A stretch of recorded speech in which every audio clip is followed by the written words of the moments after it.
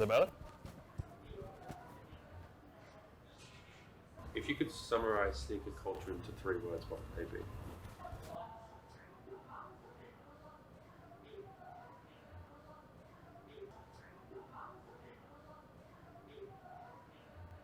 Hype, love, and profit.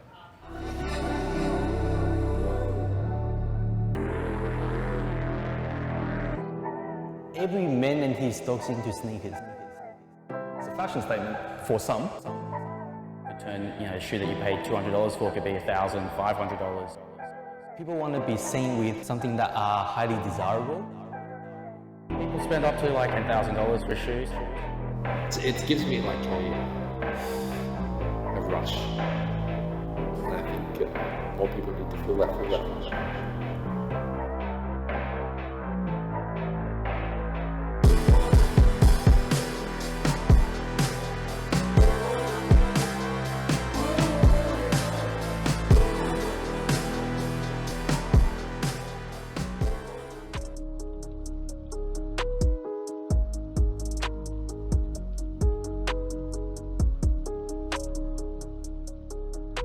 I think sneaker reselling has definitely impacted the industry for good or bad. Two reasons why people line up for shoes. Number one is there's money to be made. So if you're a 16-year-old, you can flip the shoes for a quick $200. It's a no-brainer for them. And when people see there's hype around certain item, they will want to have it and own it. So there's a bit of the psychological factor in it as well.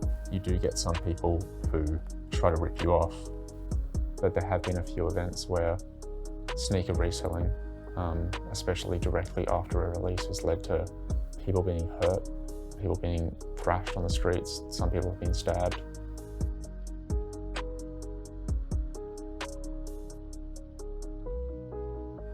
In the US, there's a few incidents where there's a riot, and then they had to shut down the event just because there's people get aggressive and that kind of stuff. So they had to shut down the releases. But locally, I don't think there is an incident that happened yet because of that.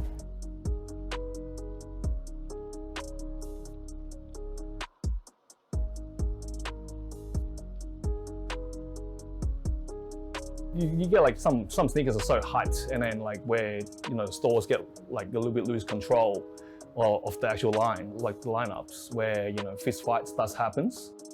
To the more recent, I think in a boutique release a pair of sneakers, and then the lost count of like the people in line, and then someone trying to jump in, feet start throwing around. This happens. These things happen.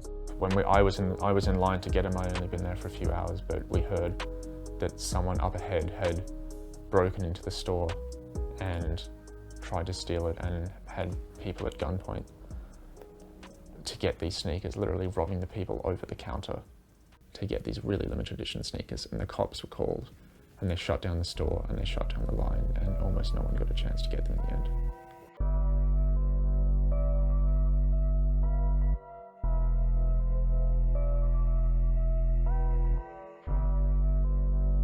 More recently with Kobe Bryant, when he passed away, there was a huge line of Kobe sneakers with Nike. And when he passed away, a lot of people started to resell his sneakers and the value went up. People started reselling them. Those people were banned from reselling websites for doing it because it was just so disrespectful. And then nowadays, you can find them, but people just aren't selling them anymore because it's just kind of a topic that you'd rather stay off.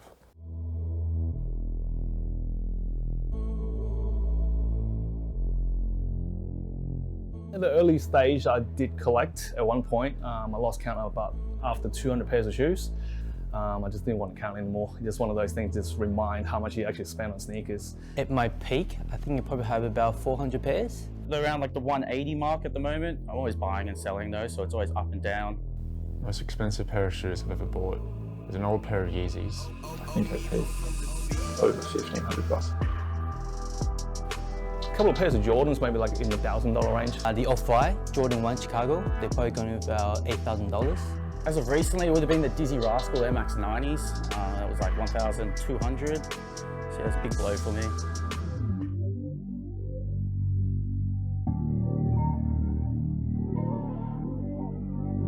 Brother was a big big influence when I was growing up. A lot of his friends, seeing them all out in fresh shoes and the newest stuff was always a big kind of like something I looked up to a lot when I was younger. I always wanted them. Mum wouldn't let me have them, so I kind of have to squeeze into his or put extra insoles into his to make them work. So they were a big influence to what got me into buying shoes. At least buying massive loads of shoes and having a different rotation was to see all of them with a variety of cool colours and stuff like that.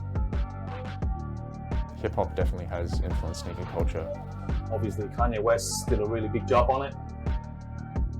Yeah, and I think obviously the sneaker market is evolving as well. So I think social media comes in play. Even when we first started 8 years ago, it was nothing like this, right? Where Instagram, Facebook, now TikTok as well, come in play, and that's what pretty much influenced the culture.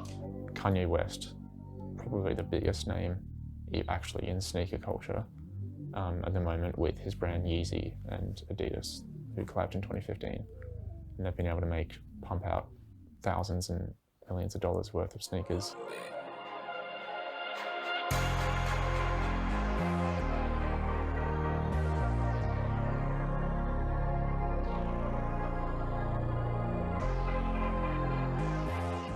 Well, I think we always need limited edition shoes. I think that's always going to be interesting to people. I think it helps and brings it down a little bit in terms of the sneaker resale market. But I definitely think people wouldn't be interested in them if they didn't have that kind of sly limited behind them. Really, yeah. Every man and his dog's into sneakers. Whereas back in the day, say 20 years ago, it's really people are into basketball, into sport, that are into sneakers, but now it's everybody out there into sneakers and reselling. I just like shoes. I love sneakers.